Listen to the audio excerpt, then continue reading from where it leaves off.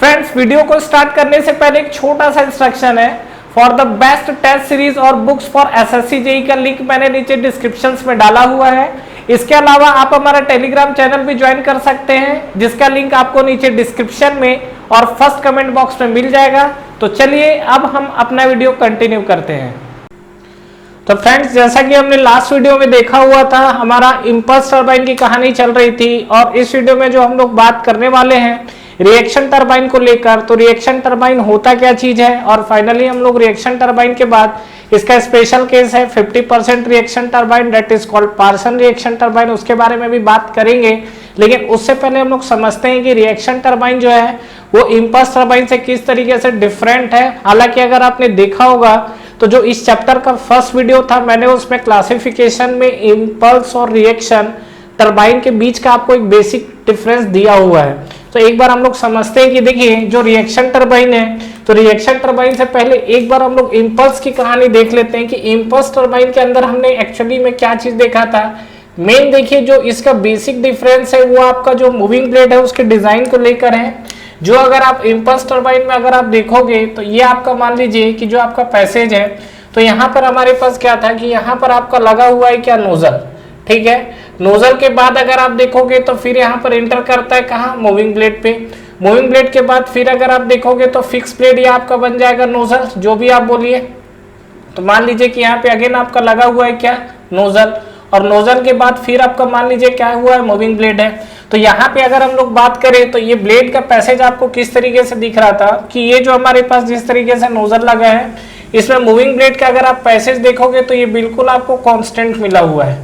बिल्कुल इसका जो बीच का जो एरिया है, ये एरिया आपको क्या मिला हुआ है, ये एरिया आपको बिल्कुल कांस्टेंट क्रॉस सेक्शन पे मिला हुआ है। तो यहाँ पे अगर जैसे हम लोग नोजल को लेकर बात कर रहे हैं, तो नोजल से जो आपका फ्लूइड आ रहा है, तो यहाँ पे कहीं ना कहीं आप ये चीजें देख रहे थे कि जो आपका नोजल है, तो नोजल में अगर आप देखोगे तो ये आपका जो है कन्वर्जिंग पैसेज में रहेगा। तो ये हमारे पास इस तरीके से कुछ कन्वर्जिंग पैसेज है। यहाँ पे अगर हम लोग बात करेंगे तो ये भी आपका जो पैसेज है, ये भी आपका पैसेज कन्वर्जिंग पैसेज मिलेगा। तो इसके अंदर अगर आप देखोगे तो आपको देखो स्टीम कैसा एंटर कर रहा है। यहाँ से आपका जो नोजल से स्टीम आया, यहाँ से फिर आपका फ्लूइड एंटर किया, फिर यहाँ से फ्लूइड आपका मूविंग ब्लेड में एंटर किया और मूविंग ब्लेड से एग्जिट किया। इस पे अगर आप देखेंगे तो आपको वेरिएशन कैसा दिखेगा, प्रेशर वेलोसिटी के साथ। तो यहाँ पे अगर हम लोग देखेंगे तो बात करते हैं हम लोग किसका, प्रेशर का। तो इस प्रेशर के अंदर अगर आप वेरिएशन देखिए तो आपको देखिए कैसा प्रेशर का वेरिएशन दिखेगा। नोजल के अंदर प्रेशर ड्रॉप होगा, डेफिनेटली ड्रॉप होगा।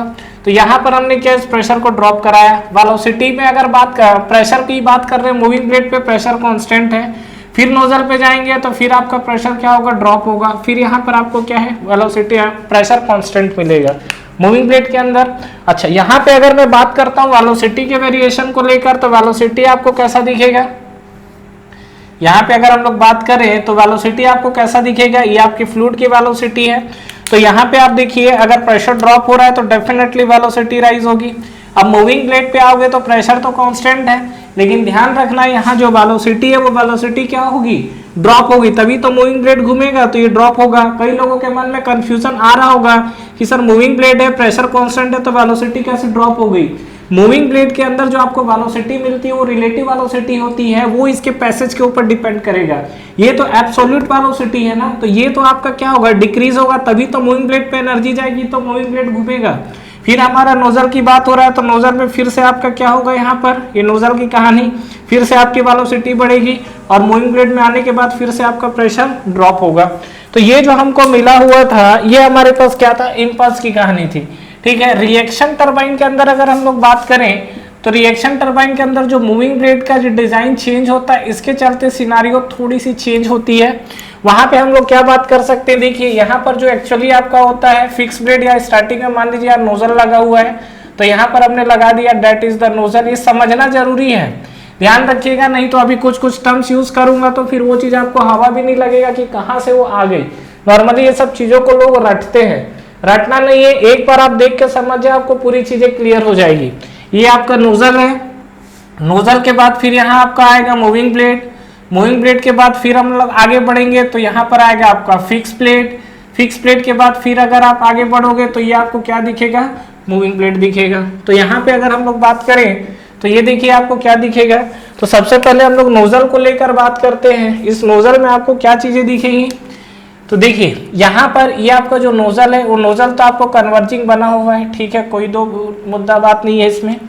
दूसरा चीज, जब हम लोग मूविंग ब्लेड पे जाएंगे तो इसका जो मूविंग ब्लेड का पैसेज है, याद करिए मैंने कैसा बताया था, क्या ये कांस्टेंट क्रॉस सेक्शन था, नहीं, कन्वर्जिंग पैसेज था। तो कन्वर्जिंग पैसेज था तो ये आपका जो है, ये आपका ब्लेड का डिजाइन ये कुछ कन्वर्जिंग बना। फिर अब आप आओगे फिक्स ब्लेड में, तो फिक्स ब्लेड में फिर ये आपको इस तरीके से कन्वर्जिंग दिखेगा। और जब आप मूविंग ब्लेड में जाओगे तो मूविंग ब्लेड में फिर से ये आपको कन्वर्जिंग दिखेगा। ये आपको कहानी दिख रही है। तो अगर ये सिनारियो में अगर आप बढ़ोगे तो देखो आपको क्या क्या दिखता है। तो सबसे पहले मुद्दे की बात कि यहाँ से फ्लूइड आया, नोजल से एग्जिट किया, मूविंग ब्लेड पे एंटर किया, फिर यहाँ पे एंटर किया, फिर मूविंग ब्लेड में एंटर किया और फाइनली यहाँ से आउट।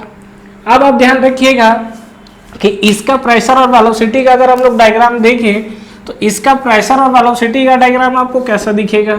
ये हमारे पास प्रेशर का डायग्राम और यहाँ हम लोग वेलोसिटी का ड्रॉ करने वाले हैं।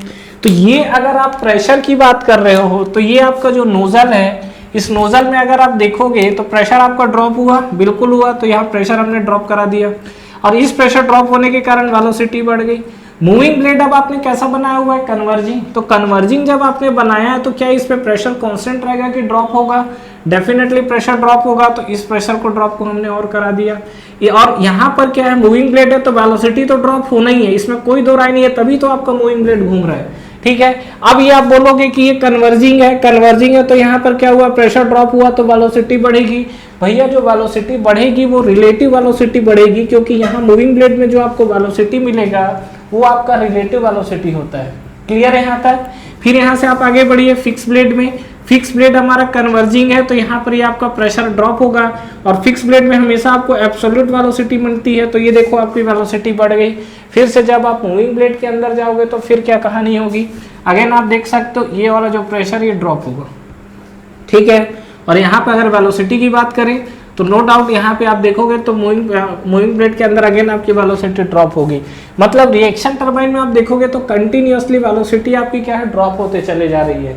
क्लियर है यहाँ तक। तो ये चीज ध्यान रखिएगा। अब यहाँ पर एक चीज देखिए कि अगर मैं यहाँ पर इनलेट एनर्जी जैसे निकालना चाहता हूँ, यहाँ पर अगर मैं बात करता हूँ क्या, इनलेट एनर्जी, ठीक है। तो यहाँ पर इनलेट एनर्जी मुझे क्या निकल कर आएगी, इनलेट एनर्जी जो है अगर आपको याद हो तो इनलेट हमारे पास काइनेटिक एनर्जी की अगर हम लोग बात करें, जो inlet energy that is equal to क्या है, ये काइनेटिक एनर्जी है।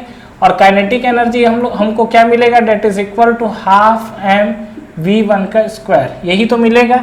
अब ये v1 कौन सी वेलोसिटी थी, अगर आप थोड़ा सा गौर करो, यहाँ पर कोई भी एक ब्लेड पकड़ो आपको दिख जाएगा। ये मान लो मूविंग ब्लेड है, मूविंग ब्लेड है तो ये जो आपको फ्लूइड एंटर कर रहा है ये आपका क्या था, v1 वेलोसिटी, यही तो था, ठीक है। ये आपका v1 वेलोसिटी है। जैसे ये नोजल से आ रहा है तो नोजल से जो इनलेट वेलोसिटी जो आपको मिलेगा वो आपको कौन सी मिलेगी, v1 वेलोसिटी। तो इसके अकॉर्डिंग आगे बढ़ोगे तो और आपको मिलेगा। अच्छा, दूसरा चीज यहाँ पे आप एक चीज देखिए, ये आपको मूविंग ब्लेड पे कौन सी वेलोसिटी मिलती है, रिलेटिव वेलोसिटी। तो यहाँ पे अगर मैं बात करूँ VR1 और यहाँ पे अगर मैं बात करूँ VR2 का, तो VR1 और VR2 दोनों क्या यहाँ पर सेम है, ठीक है। तो यहाँ पे अगर आप बात करोगे तो VR1 which is equal to आपको VR2 मिल रहा है। क्लियर है। यहाँ पे एक बार आइए तो यहाँ इनलेट एनर्जी हमको क्या मिलेगा, यहाँ पे अगर हम लोग बात करें तो यहाँ पर हमको इनलेट एनर्जी क्या मिलेगी, इनलेट एनर्जी। तो इनलेट एनर्जी अगर हम लोग यहाँ पर बात करें तो ये आपका क्या है, हाफ एम v1 का स्क्वायर जो आपको दिख रहा है। तो यहाँ पर मैं लिख सकता हूँ क्या, हाफ एम v1 का स्क्वायर। ये आपको कहानी क्लियर है, हाफ एम v1 का स्क्वायर। तो ये चीज आपको मिला। अब इसके आगे अगर आप देखोगे तो और क्या मिलेगा, देखिए यहाँ पर VR1 और VR2 दोनों आपको क्या है, चेंजेस मिलेंगे। मूविंग ब्लेड के जो इनलेट पे आप वेलोसिटी देखोगे तो ये आपको VR1 है, यहाँ पर जो वेलोसिटी आप देखोगे तो ये VR2 है। तो यहाँ पे अगर आप देखोगे तो आपको क्या मिलेगा, यहाँ पर हाफ एम v1 का स्क्वायर तो है और VR1 और VR2 के साथ हम लोग क्या बात कर सकते हैं, प्लस यहाँ पे हम लोग लिखते हैं क्या, हाफ एम, ठीक है, ये हमने प्लस लिखा हुआ है, प्लस हाफ एम। और यहाँ पे आप देखोगे तो इस रिलेटिव वेलोसिटी के कारण भी तो क्या है, आपको ब्लेड को वेलोसिटी मिलेगी। तो यहाँ पे हम लोग देखो ये बात करते हैं तो यहाँ पे हम लोग लिखेंगे डेट इज द VR2 का स्क्वायर माइनस ऑफ VR1 का स्क्वायर। ध्यान रखिएगा ये आपका पैसेज कहाँ से आया, ये आपका मूविंग ब्लेड के कारण है। तो ध्यान रखिएगा कि ये वाला जो फैक्टर है इसमें, ये वाला जो फैक्टर है ये आपका किसके चलते आया हुआ है, this is for the nozzle, ठीक है।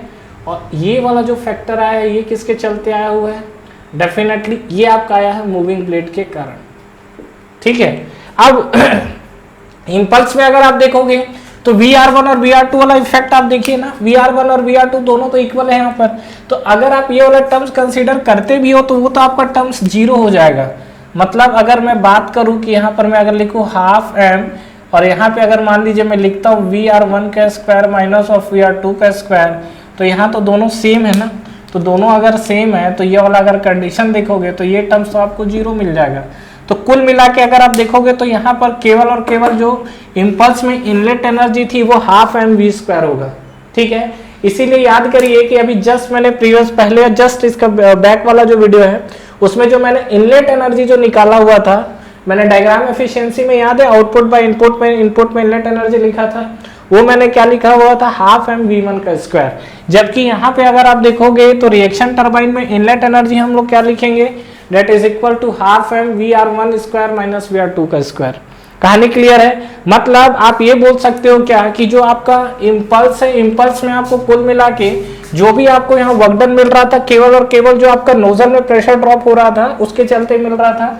लेकिन रिएक्शन में आप बोल सकते हो it is based on working of जो प्रिंसिपल है। अगर आप बात करोगे तो इम्पल्स और रिएक्शन, मतलब यहाँ पे आप देखोगे तो प्रेशर ड्रॉप आपका दोनों में हो रहा है, ठीक है। जो आपका रिएक्शन टरबाइन है, रिएक्शन टरबाइन में ये चीज क्लियर लिखना है क्या, pressure drop takes place both the blade, ठीक है। जो आपका प्रेशर ड्रॉप है ये आपका फिक्स ब्लेड में भी हो रहा है और साथ ही साथ आपका मूविंग ब्लेड में भी हो रहा है, ये ध्यान रखिएगा। तो ये बताइए कि इस केस में हम लोग जो डायग्राम एफिशिएंसी निकाले थे वो डायग्राम एफिशिएंसी हमारे पास कितना आया हुआ था, ये सब हमने पिछले काम में किया हुआ है। साथ में इसलिए लिख रहा हूं ताकि आप कंफ्यूजन से बचे, ठीक है। इसका ब्लेड पावर जो आया था डेफिनेटली सेम आने वाला है रिएक्शन का भी, ठीक है। जैसे इसमें हम लोग बात कर रहे थे वर्क डन को लेके, तो डायग्राम एफिशिएंसी देखिए हमने निकाला कैसे था।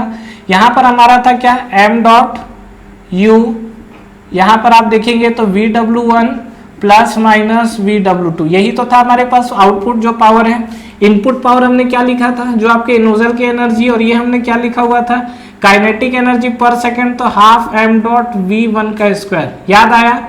यहाँ पे हम लोग क्या लिखेंगे, अगर डायग्राम एफिशिएंसी या ब्लेड एफिशिएंसी मुझे निकालना है, ठीक है, तो यहाँ पर हम लोग क्या लिखेंगे इस चीज को, ये अगर हम लोग डायग्राम एफिशिएंसी लिखेंगे तो ये हम लोग क्या लिखेंगे, ये हम लोग लिखेंगे देखो m.u, जो आउटपुट पावर है वो तो आपका क्या है यहाँ पर सेम दिख रहा है, that is equal to VW1 plus minus of VW2, ये तो आपका आउटपुट है। इनपुट पे आपको चेंज मिलेगा, और जहां पर हमने हाफ mv1 स्क्वायर लिखा था इसके जगह आपके दोनों फैक्टर आएंगे, तो यहाँ पर हम लोग लिख सकते हैं क्या, देखो हाफ mv1 का स्क्वायर, ये किसके कारण था, डेटो नोजल के कारण, ठीक है, प्लस ये हम लोग लिखेंगे मूविंग ब्लेड के कारण क्या होगा, हाफ m, और यहाँ पे अगर हम लोग बात करेंगे तो ये हम लोग लिखेंगे क्या, VR2 का स्क्वायर माइनस ऑफ VR1 का स्क्वायर।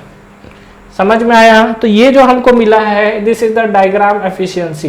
तो अगर आप ये दोनों को सिंप्लीफाई करोगे तो फाइनली हम लोग ऐसा लिख सकते हैं, 2 को आप ऊपर ले जाओ। अच्छा, ये काइनेटिक एनर्जी जो इनलेट एनर्जी क्या हो जाएगा पर सेकेंड, अगर हम लोग करेंगे तो डिवाइड बाई टी आ जाएगा, और m बाई टी आपका क्या हो जाएगा, मास फ्लो रेट। तो यहाँ पर आप देखोगे तो m डॉट वाली कहानी कैंसिल हो जाएगी, 2 को ऊपर ले जाइए तो ये आपको मिलेगा क्या, 2u, यहाँ पर मिलेगा VW1 plus minus of VW2 divide by, ये आपको क्या मिलेगा, यहाँ पे अगर आप आएंगे तो ये आपको मिलेगा क्या, V1 का स्क्वायर, ठीक है, प्लस इस पे आप बात करोगे तो ये आपको क्या मिलेगा, VR2 का स्क्वायर माइनस ऑफ VR1 का स्क्वायर। तो ये जो आपको मिला है this is the diagram efficiency. तो आपको दोनों के बीच में एक फर्क समझ में आया। ध्यान रखिएगा कि ये जो आपको इम्पल्स और रिएक्शन था, तो इम्पल्स और रिएक्शन के बीच में बेसिक डिफरेंस आपको ये चीज क्लियर हो गया होगा, ठीक है। तो ध्यान रखिएगा, यहाँ पर अक्सर लोग इनलेट एनर्जी को लेके कंफ्यूज होते हैं। जो आपका इनलेट एनर्जी वाला पोर्शन है इसको क्या है लेके हम लोग ज्यादातर कंफ्यूज होते हैं। तो इम्पल्स और रिएक्शन की कहानी यहाँ तक क्लियर है। अभी मैं आपसे देखिए नेक्स्ट वीडियो में मूव करूंगा और आपसे बात करूंगा क्या कि ये रिएक्शन का एक स्पेशल केस होता है, that is called 50% reaction turbine, जिसको हम लोग पार्सन टरबाइन भी बोलते हैं। तो पार्सन टरबाइन देखेंगे और अगेन वहां पे हम लोग डायग्राम की एफिशिएंसी और ऑप्टिमम स्पीड रेशियो देखेंगे, जैसा कि हमने इंपल्स टरबाइन में देखा हुआ था। ठीक है फ्रेंड्स, तो आई होप डेफिनेटली ये वीडियो आपको क्लियर हुआ होगा। बाकी हम लोग मिलते हैं नेक्स्ट वीडियो में पार्सन रिएक्शन टरबाइन के साथ। Thank you so much for watching this video. Friends, इस वीडियो को लाइक करिए, ज्यादा से ज्यादा फ्रेंड्स के साथ शेयर करिए, और अगर आप इस चैनल पे नए हैं तो चैनल को सब्सक्राइब करना ना भूलें, बेल नोटिफिकेशन जरूर प्रेस करिएगा, जिससे जो भी लेटेस्ट अपडेट है वो आप तक पहले पहुंचे। इसके अलावा आप हमारा टेलीग्राम चैनल भी ज्वाइन कर सकते हैं, जिसका लिंक नीचे आपको डिस्क्रिप्शन में और फर्स्ट कमेंट बॉक्स में मिल जाएगा। Friends, for the best test series और बुक्स फॉर एसएससी जेईई का लिंक भी नीचे आपको डिस्क्रिप्शन में मिल जाएगा। तो ठीक है फ्रेंड्स, तैयारी करते रहिए। Wish you all the best.